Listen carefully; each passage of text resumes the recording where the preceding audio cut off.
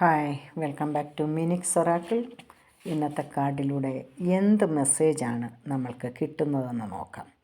ഇന്നത്തെ കാർഡ് നിങ്ങൾക്ക് തരുന്ന മെസ്സേജ് നിങ്ങളുടെ ആഗ്രഹ പൂർത്തീകരണത്തിനുള്ള സമയമാണ് ഇനിയുള്ളതെന്നാണ്.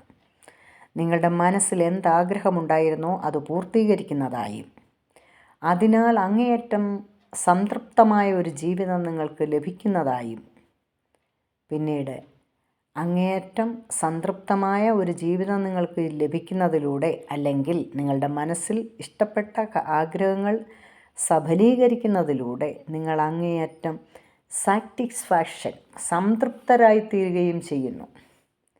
ഈ സംതൃപ്തി ഉണ്ടാകുന്നതിന് കാരണം നിങ്ങളിനി ഒരു ലക്ഷറി ലൈഫാണ് നയിക്കാൻ പോകുന്നതെന്നാണ് പറയുന്നത്.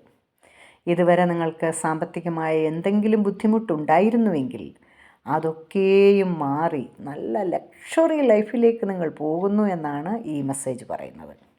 അപ്പോൾ പണമുണ്ടെങ്കിലല്ലേ നമ്മളുടെ ആഗ്രഹങ്ങൾ പൂർത്തീകരിക്കുവാൻ പറ്റുകയുള്ളൂ.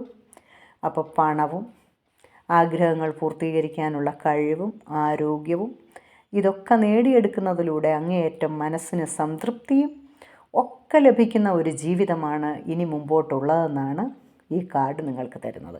ഇനി ഇത്രയുമല്ല, ഇതൊക്കെ നടക്കുന്ന കാരണത്താൽ നിങ്ങൾ അങ്ങേയറ്റം ദൈവത്തോട് നന്ദിയുള്ളവരായിത്തീരുന്നു.